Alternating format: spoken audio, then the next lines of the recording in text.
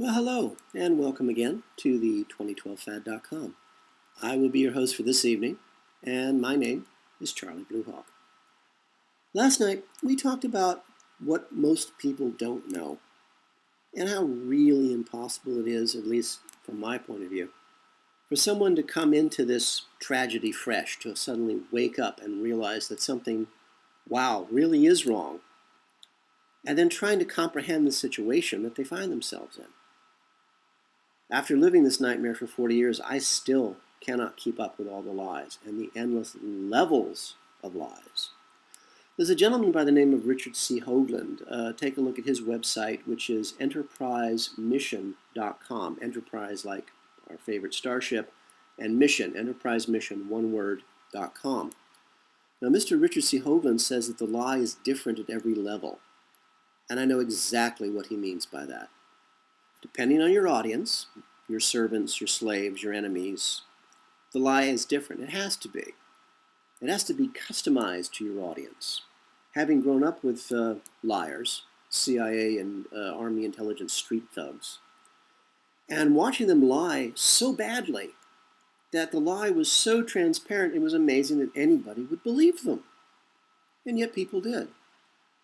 I spent 3 years in a place called New Zealand where the natives lie as part of their culture, and they lie so badly. And yet nobody questions them. And they're actually proud, the New Zealanders, when they lie about how wonderful they must sound, but it just makes them look like fools. And you really get sort of offended that anybody wouldn't even make an effort to lie, effectively to you. So I thought tonight, we might chat about why we lie, and why in our world it's so much easier to lie than to tell the truth, and why we as a people actually expect to be lied to, and why lying is actually okay. I don't get it, but that's just me. It goes a long way to explain why we as a people are so easily led by lies, and why we are so easily accepting of the concept of being politically correct, which means letting someone else decide what we should say and what we shouldn't say. In a previous episode, we talked about how if you are a homosexual pedophile rapist, I cannot call you a homosexual pedophile rapist, even if I catch you in the act of raping a child. Why? Because it's politically incorrect. And why is it politically incorrect? Because our masters and their servants, the Mandarin class, are all homosexual pedophile rapists. And they hate the thought of us knowing what they do to our children. And also what they do to their own children. And so, why do we lie? Because we want the easy out. Because we're afraid. We have been conditioned to be afraid of telling the truth. Why? Because the truth really will set you free. We don't want to be confronted with anything that might be painful. That's perfectly natural because pain is scary, because pain hurts. So when you tell the truth, someone's going to be hurt. And so we lie. The problem is, a lie doesn't last. A lie dies so very easily and so very quickly, and then it's revealed as a lie anyway. So why do we do it then?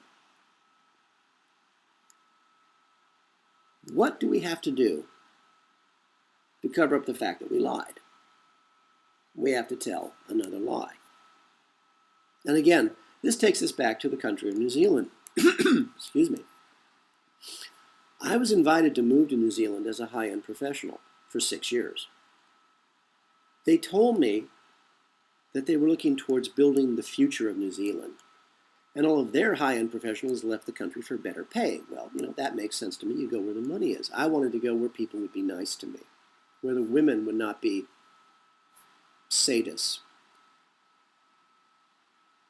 And so after 6 years of swallowing this really excellent marketing, and I actually discovered the other day that the government of New Zealand actually hires an advertising agency, I believe it's Saatchi, to do this worldwide marketing campaign, which they spend millions of dollars on every month to lure high-end professionals to New Zealand simply to destroy us. That'll be another story for another day. I also met a man here in Europe who knew the fellow who was in charge of that marketing campaign for New Zealand. He has since committed suicide. I have to admit, my first reaction when I heard that my friend knew this guy personally is I'd like to meet him because I'd like to strangle him to death with my own bare hands. But unfortunately, he'd already killed himself. And I truly hope he's in hell with his masters for what he's done to me and what he's done to so many other people.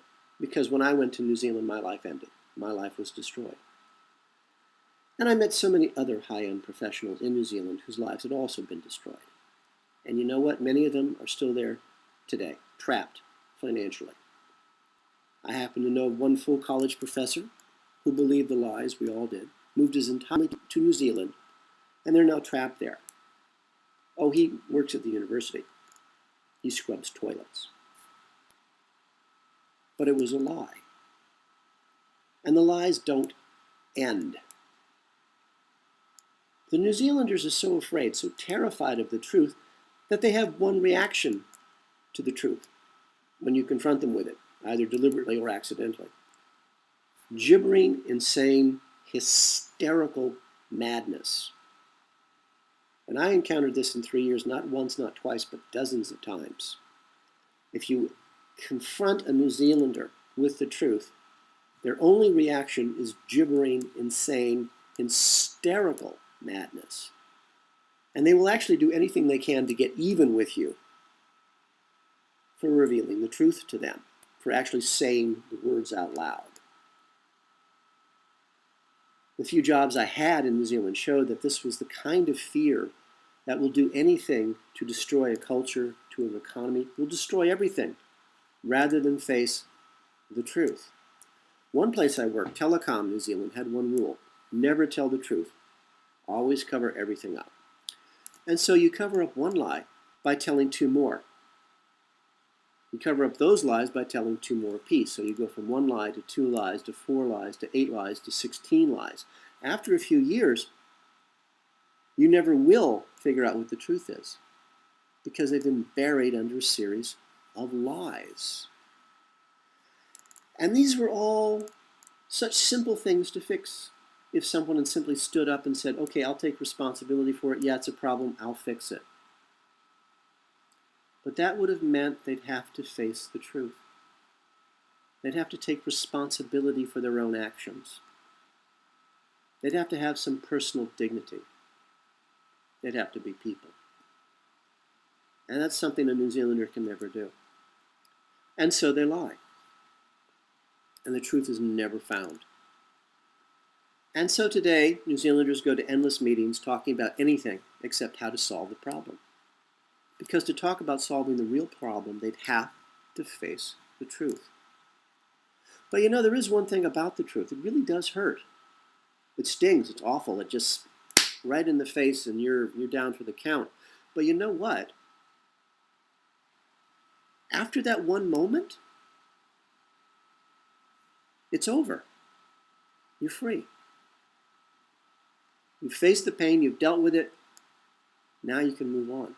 Now you can deal with reality. Now you can face the truth, and it can't ever hurt you again. But we're mostly cowards. And the more power we have, the more power we embrace, the more afraid we become. If you ever look at the faces of our masters or of the Mandarin class, they have absolute power over us. And they live in absolute, complete terror.